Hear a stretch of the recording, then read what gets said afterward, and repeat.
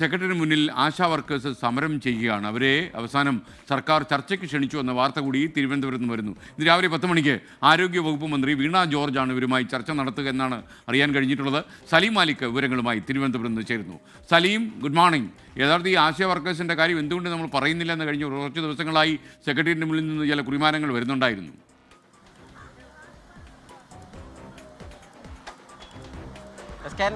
തീർച്ചയായും ആരോഗ്യമന്ത്രി കഴിഞ്ഞ ഫെബ്രുവരി 10 മുതലാണ് ആശാവർക്കർമാർ ഇവിടെ സമരം ആരംഭിച്ചത്. അതിനുശേഷം ആരോഗ്യമന്ത്രി 5 ദിവസത്തിന് ശേഷം 6ാം ദിവസം ഇന്ന് ഇവർ ഒരു വലിയ കുടുംബ സംഗമം സംഘടിപ്പിക്കുകയാണ്. മഹാകുടുംബ സംഗമം എന്ന പേരിലാണ് പ്രതിഷേധം മറ്റൊരു തലത്തിലേക്ക് അവർ വ്യാപിപ്പിക്കാൻ ഇരുന്നത്. ആ ദിവസമാണ് ആരോഗ്യമന്ത്രി ഇവരെ ചർച്ചയ്ക്ക് വിളിച്ചിരിക്കുന്നത്. നിലവിൽ വിവിധ ആവശ്യങ്ങൾ ഇവർ ഉയർത്തുന്നുണ്ട്. അതിലേറ്റവും പ്രധാനപ്പെട്ട ആവശ്യം ഓണറേറിയം വർദ്ധിപ്പിക്കുക എന്നുള്ളതാണ്.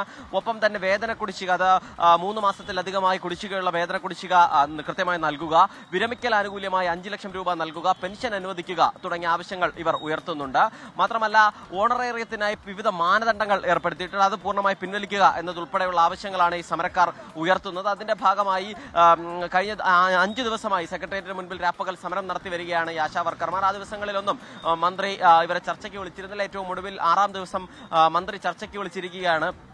ഇപ്പൊ നിങ്ങളെ മന്ത്രി ചർച്ചയ്ക്ക് വിളിച്ചിരിക്കുകയാണ്. അപ്പോൾ വലിയ പ്രതീക്ഷയുണ്ടോ ഈ ചർച്ചയിൽ? തീർച്ചയായിട്ടും പ്രതീക്ഷയുണ്ട്. കാരണം 6 ദിവസമായി കേരളത്തിലെ 27,000-ഓളം ആശമാർ ഉന്നയിക്കുന്ന ഒരു വിഷയത്തിൽ ഇവിടെ സമരം നടക്കുകയാണ്. രാപ്പകൽ സമരമാണ്. ഇവിടെ ആയിരക്കണക്കിന് ആശാപ്രവർത്തകരാണ് ഇവിടെ ഓരോ ദിവസവും വന്നുകൊണ്ടിരുന്നത്. രാത്രികാലങ്ങൾ ഇവിടെയാണ് കിടക്കുന്നത്. ഞങ്ങളുടെ വിഷയങ്ങൾ വളരെ അനുഭാവപൂർവ്വം പരിഗണിക്കുമെന്ന് തന്നെയാണ് പ്രതീക്ഷിക്കുന്നത്. ഗവൺമെന്റിന് അറിയാം ഞങ്ങളുടെ ഡിമാൻഡുകൾ എന്താണെന്ന്. ഓണറേറിയം എന്ന് പറയുന്നത് 7,000 രൂപ മാത്രമാണ് കേരളത്തിൽ വാങ്ങിച്ചുകൊണ്ടിരിക്കുന്നത്. ഒരു ദിവസം 222 രൂപയ്ക്ക് ആരോഗ്യ പ്രവർത്തകർ പണിയെടുക്കുന്നു എന്നുള്ളത് നമ്മൾ മനസ്സിലാക്കണം. ഇതിലൊരു 100-150 രൂപ വണ്ടിക്കൂലിയായിട്ടും ഭക്ഷണത്തിനുമായിട്ട് ചെലവഴിക്കേണ്ടി വരും. വളരെ നമുക്ക് പുറത്തു പറയാൻ പറ്റാത്തൊരു തുക മേടിച്ചുകൊണ്ടാണ് ചെയ്യുന്നത്. അത് 3 മാസമായി വേതനം കിട്ടിയിട്ടെന്ന് മനസ്സിലാക്കണം. അതുകൊണ്ട് ഇതിന് കാലതാമസം കൂടാതെ അടിയന്തരമായി തന്നെ എല്ലാ മാസവും വേതനം നൽകുക, ഓണറേറിയം വർദ്ധിപ്പിക്കുക. അതോടൊപ്പം ഓണറേറിയത്തിന് കുറച്ചധികം മാനദണ്ഡങ്ങൾ ചെയ്തിട്ടുണ്ട്. അത് ജോലി ചെയ്തതിന് ശേഷം പണം തരുന്നതിന് മാനദണ്ഡങ്ങൾ ഏർപ്പെടുത്തിയിരിക്കണം. അത് സമ്പൂർണ്ണമായും പിൻവലിക്കണം. അതാണ് ഒരു പ്രധാനപ്പെട്ട ഡിമാൻഡ്. അതോടൊപ്പം തന്നെ ആശാ വർക്കർമാരെ 62 വയസ്സിൽ പിരിച്ചുവിടാൻ തീരുമാനിച്ചിരുന്നു. ഇത്രയും കാലം ഈ കേരളത്തിൽ പണിയെടുത്തിട്ട്, ഈ സാമൂഹ്യ രംഗത്ത് പണിയെടുത്തിട്ട് 1 രൂപ പോലും ഇല്ലാതെ ഇറങ്ങിപ്പോകാൻ പറഞ്ഞിരിക്കുകയാണ്. അത് അനുവദിക്കാൻ പറ്റില്ല. അത് തീർച്ചയായിട്ടും പരിഗണിക്കണം. ബംഗാളിൽ 5 ലക്ഷം രൂപ കൊടുക്കുന്നുണ്ട്, പല സംസ്ഥാനങ്ങളിലുണ്ട്.